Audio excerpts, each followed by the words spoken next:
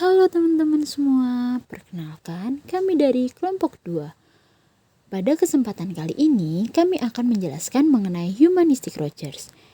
Yuk kita simak bersama penjelasan berikut ini. Oke, yang pertama ada The Life of Rogers. Jadi Rogers itu merupakan anak keempat dari 6 bersaudara. Rogers sendiri lahir pada tahun 1902 di Oak Park, Illinois, pinggiran kota Chicago.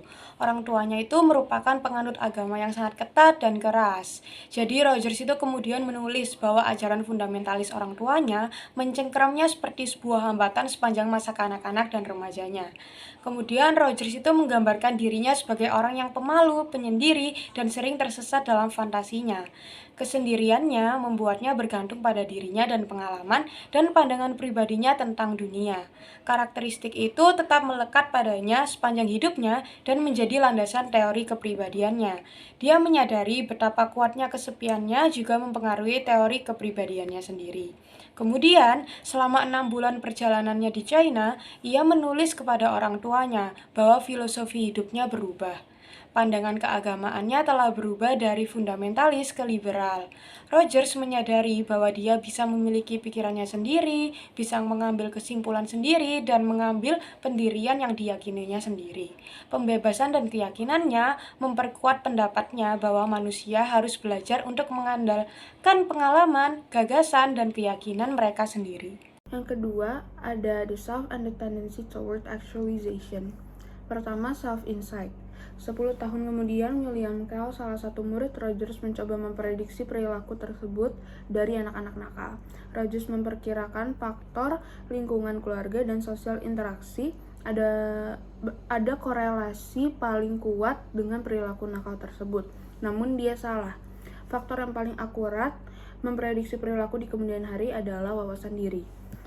Yang kedua ada actualizing tendency. Rogers percaya bahwa manusia dimotivasi oleh kecenderungan bawaan untuk mengaktualisasikan, mempertahankan, dan meningkatkan diri. Dorongan menuju aktualisasi diri ini merupakan bagian dari aktualisasi yang lebih besar dari kecenderungan yang mencakup semua kebutuhan fisiologi dan psikologi kita. Oleh memperhatikan kebutuhan dasar seperti kebutuhan pangan, air, dan keamanan, kecenderungan aktualisasinya berfungsi untuk memelihara organisme, menyediakan rezeki, dan kelangsungan hidup. Yang ketiga ada organismic valuing process. Proses pengaturan sepanjang masa hidup dalam pandangan Rogers bersifat organisme proses menghargai. Ini persepsi mempengaruhi perilaku karena kita lebih memilih untuk menghindari pengalaman yang tidak diinginkan dan mengulangi pengalaman yang diinginkan. Selanjutnya, kita akan masuk pada pembahasan mengenai dunia pengalaman menurut Rogers. Dalam mengembangkan teorinya, Rogers ingin mengetahui bagaimana cara kita memandang dan bereaksi terhadap dunia pengalaman yang sangat beraneka ragam dan yang terus-menerus kita hadapi. Reaksi terhadap suatu pengalaman antar individu pasti akan berbeda satu dengan yang lainnya. Rogers mengatakan bahwa realitas lingkungan kita bergantung pada persepsi kita terhadapnya. Nah, persepsi sendiri dapat berubah seiring berjalannya waktu dan keadaan. Pengalaman menjadi satu-satunya dasar untuk penilaian dan perilaku kita. Mempertajam dunia pengalaman akan mengarahkan kita pada suatu perkembangan diri. Perkembangan diri di masa kecil. Ketika bayi mulai menemukan hal yang baru dan bertemu dengan orang-orang yang baru, mereka sadar bahwa ada bagian yang berbeda dari yang lain. Bagian ini disebut sebagai konsep diri yang meliputi aku, saya, atau diri saya. Konsep diri ini juga meliputi cara pandang seseorang terhadap dirinya sendiri, termasuk apa yang seseorang pikirkan dan inginkan untuk dirinya sendiri. Semua bagian dari kita berusaha konsisten satu sama lain. Misalnya, seseorang yang terganggu dengan sifat agresif memilih untuk menyakalnya sehingga tidak berani menunjukkan sifat tersebut dengan jelas. Melakukan hal itu berarti berperilaku tidak konsisten dengan konsep diri mereka karena mereka percaya bahwa mereka tidak boleh agresif. Perkembangan diri di masa kecil terbagi menjadi 4. Yang pertama ialah hal positif. Menurut Rogers, bayi mengembangkan kebutuhan sesuai dengan penghargaan positif yang meliputi penerimaan, cinta, dan persetujuan dari orang lain, termasuk sang ibu selama masa bayi. Bayi merasa puas ketika menerima perhatian positif dan frustasi ketika tidak menerimanya, karena perhatian positif sangat penting untuk perkembangan kepribadian. Hal positif ini dibagi lagi menjadi 2, yaitu penghargaan positif tanpa syarat. yaitu keadaan di mana bayi melakukan kesalahan namun tetap diberikan cinta dan perhatian. Lalu yang kedua, penghargaan diri yang positif. Menurut Rogers, pada waktunya penghargaan positif akan lebih banyak muncul dari diri sendiri daripada dari orang lain. Penghargaan diri yang positif dapat didefinisikan sebagai perasaan puas dengan diri sendiri dan berhubungan dengan kesehatan mental yang positif. Yang kedua, ada kondisi yang layak. Ada dua jenis penghargaan, yaitu tanpa syarat dan bersyarat. Penghargaan tanpa syarat artinya kita diterima dan dicintai tanpa memandang perilaku kita. Namun, penghargaan bersyarat bergantung pada bagaimana kita berperilaku. Jika kita berperilaku sesuai dengan harapan, maka kita diberi perhatian dan cinta. Namun, jika tidak, maka kita bisa diabaikan atau ditegur. Seiring waktu, kita mulai memahami pandangan orang tua terhadap kita. Hal ini menjadi standar kita tentang bagaimana seharusnya kita bertindak dan bagaimana kita seharusnya merasa tentang diri kita sendiri. Misalnya, jika kita sering dimarahi karena kesalahan kecil, kita bisa mulai merasa buruk tentang diri kita sendiri karena kita membuat kesalahan. Yang ketiga, ada ketidaksesuaian. Anak-anak belajar untuk menghambat perilaku yang tidak diterima oleh orang lain dan menyangkal cara yang tidak diterima dalam memahami dunia mereka. Kita belajar untuk mengevaluasi pengalaman dan untuk menerima atau menolaknya. Pengalaman yang tidak sesuai dengan konsep diri akan mengancam dan dimanifestasikan sebagai kecemasan. Lalu yang terakhir ialah keselarasan dan kesehatan mental. Tingkat penyesuaian psikologis dan kesehatan emosional kita adalah fungsi dari tingkat kesesuaian atau kecocokan antara konsep diri dan pengalaman kita. Orang yang sehat secara psikologis cenderung terbuka terhadap pengalaman baru karena tidak ada yang mengancam konsep diri mereka. Selanjutnya, karakteristik of fully functioning yang meliputi yaitu pertama, kesadaran akan semua pengalaman dengan terbuka terhadap perasaan positif dan negatif. Kedua, kesegaran apresiasi atas segala pengalaman. Yang ketiga, percaya pada perilaku dan perasaan sendiri. Keempat, memiliki kebebasan memilih tanpa hambatan. Kelima, yaitu kreativitas dan spontanitas. Keenam, yaitu kebutuhan untuk terus berkembang dan berusaha memaksimalkan potensi yang dimiliki dalam keadaan teraktualisasi. Rogers bermaksud bahwa orang-orang yang memiliki fully functioning mempercayai atas reaksi mereka sendiri daripada pendapat orang lain. Individu dengan kepribadian tersebut menurut Rogers tidak berarti hidup tanpa masalah, tetapi mereka menghadapi tantangan dengan keterbukaan, fleksibilitas, dan rasa percaya diri yang tinggi sehingga mereka mampu terus tumbuh berkembang sepanjang hidup mereka. Oke, yang selanjutnya ada question about human nature.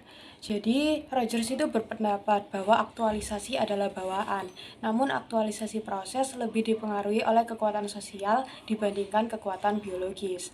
Rogers juga berpendapat bahwa pengalaman masa kecil itu mempunyai dampak terhadap perkembangan kepribadian, namun pengalaman di kemudian hari memiliki pengaruh yang lebih besar. Rogers juga percaya bahwa kita pada dasarnya itu memiliki sifat sehat dan kecenderungan bawaan untuk mengembangkan dan memenuhi potensi kita.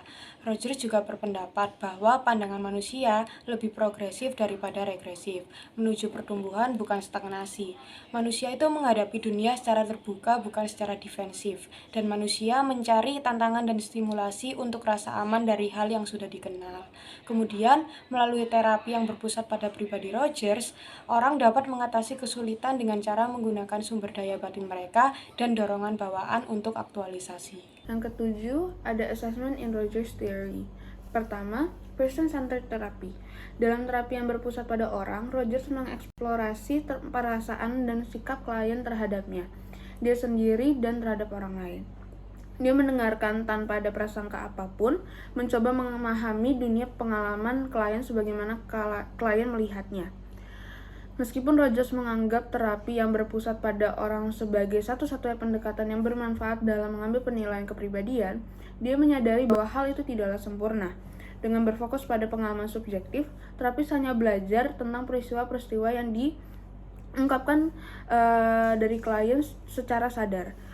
Yang kedua, ada encounter groups. Rogers menunjukkan bahwa terapi yang berpusat pada orang dapat membantu individu yang tidak mampu menyentuh perasaan mereka dan tertutup terhadap pengalaman hidup mereka. Dia kemudian ingin mewujudkan keadaan ini peningkatan kesehatan psikologis dan berfungsinya lebih banyak orang. Dan begitu pula dia mengembangkan teknik kelompok di mana orang dapat belajar lebih banyak tentang diri mereka sendiri dan bagaimana cara mereka berhubungan atau bertemu satu sama lain. Yang ketiga ada psychology test. Rogers tidak menggunakan tes psikologi atau menilai kepribadian, dia juga tidak mengembangkan tes apapun. Namun psikolog lain telah merancang tes untuk mengukur aspek pengalaman dunia. The Experience Inventory pada tahun 1972, sebuah kuesioner laporan diri berupaya untuk melakukan hal tersebut menilai keterbukaan atau penerimaan terhadap pengalaman, suatu karakteristik dari orang yang berfungsi penuh. Skala pengalaman dari Gendin and Tomlinson pada tahun 1967 mengukur tingkat kepercayaan diri kita.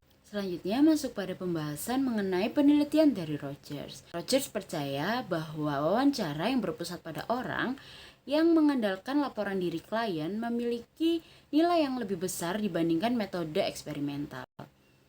Penelitian tentang pendekatan Rogers menemukan bahwa yang pertama, harga diri yang positif mungkin lebih penting dalam budaya individualistis. Yang kedua, orang yang berfungsi penuh terbuka terhadap semua pengalaman. Yang ketiga, penerimaan diri seorang anak sebagian bergantung pada tingkat kesadaran diri ibu. Yang keempat, anak yang orang tuanya menerima mereka tanpa syarat memiliki harga diri yang tinggi. Yang kelima, mereka yang memiliki ketidaksesuaian antara diri yang dirasakan dan diri ideal kurang mampu menyesuaikan diri secara emosional dan memiliki harga diri serta aktualisasi diri yang rendah. Yang keenam, gagal menyadari potensi bawaan kita dapat menyebabkan ketidaksesuaian. Selanjutnya pada reflection on Rogers theory, yang pertama criticism, yaitu kritikus menuduh bahwa Rogers mengabaikan faktor-faktor yang tidak disadari oleh klien tetapi dapat mempengaruhi perilaku. Yang kedua pada penerimaan Perang Dunia Kedua, yaitu lebih dari 400 pusat konseling perguruan tinggi berdasarkan ajaran Rogers didirikan setelah Perang Dunia Kedua yang berguna untuk membantu para veteran yang kembali menyesuaikan diri dengan kehidupan sipil. Yang ketiga ada acceptance of Rogers therapy. Terapi Rogers yang telah diterapkan secara luas tidak hanya sebagai pengobatan gangguan emosional, tetapi juga sebagai sarana untuk meningkatkan citra diri. Yang keempat yaitu Rogers Personality Theory. Teori dan terapinya telah mendorong penelitian tentang sifat psikoterapi, interaksi klien terapis, dan konsep diri. Ide-idenya mempunyai dampak yang signifikan terhadap definisi teoritis dalam psikologi tentang diri. Dia memanfaatkan pengalaman yang luas dengan klien yang mengalami gangguan emosi dan rangsangan intelektual dari rekan kerjanya.